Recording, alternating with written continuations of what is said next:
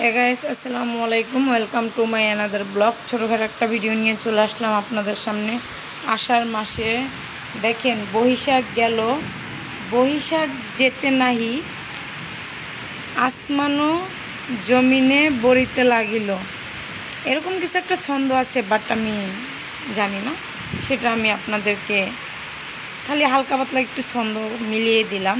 দেখেন কি বৃষ্টি, মুষলধারে বৃষ্টি পড়ছে, দেখতেই পাচ্ছেন। আকাশ সবুজে সবুজে ঘেরা দেখুন, আর মনে করেন মুষলধারে বৃষ্টি পড়ছে দেখেন। আর ওই যে নিচে ওইটা কি জানেন, এটা আমি আপনাদেরকে বলবো, ভয় পাবেন না তো? বাট আমি ভয় পাই না, আপনি ভয় পাবেন না? ভয় পেয়েন না, ঠিক আছে? ভয় না পেয়ে ভয়টাকে জয় করে একটু দেখতে থাকুন ভিডিওটি না টেনে।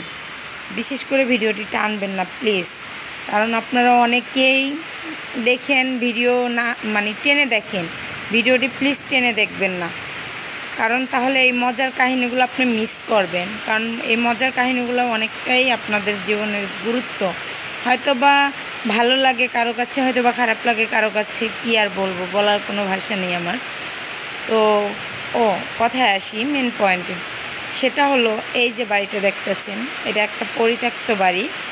এই বাড়িতে কেউ কখনো প্রবেশ করে না, দেখেই বোঝা যাচ্ছে, আপনারা তো দেখতেই পাচ্ছেন। এই বাড়িতে কেউ কখনোই প্রবেশ করে না। আমি আপনাদেরকে যতটুকু পারি আমি দেখাচ্ছি।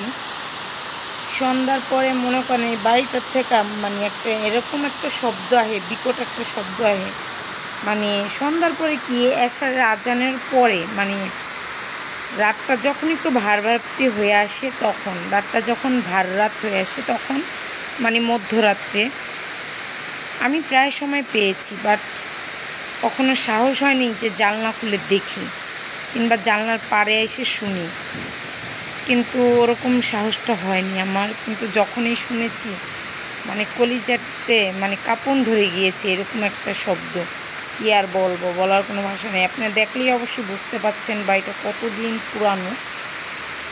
বাড়িটা মানে অনেক ভয়ঙ্কর একটা বাড়ি, ঠিক আছে? বলবেন যে কেন আপনি এখানে থাকছেন, কেন থাকছি না ভাই, নিজের বাড়ি, করার কিছুই নেই, থাকতে হবে, কি আর করার আছে, স্বামী বিদেশ, কিচ্ছু করার নেই। তো এইটা নিয়ে একটা ভিডিও বানাবো আপনাদের সামনে, ঠিক আছে? পুরাই একদম এই কাহিনী, যদি কখনো সাহসে কুলায় এই বাড়িতে ঢোকার। দেখেন এই বাড়িটা কিন্তু একটু না, অনেকটা দূরে আছে এই বাড়িটা, বাট আমি জানলা দিয়ে ভিডিও করতেছি।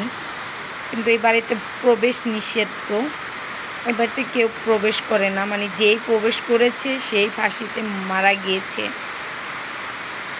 তো ভিডিওটা আমি বেশি বড় করব না, এই পর্যন্তই। ভালো থাকেন, সুস্থ থাকেন, আর আমার জন্য দোয়া রাখেন, বেশি বেশি করে ভিডিও বানানোর সুযোগ করে দেন।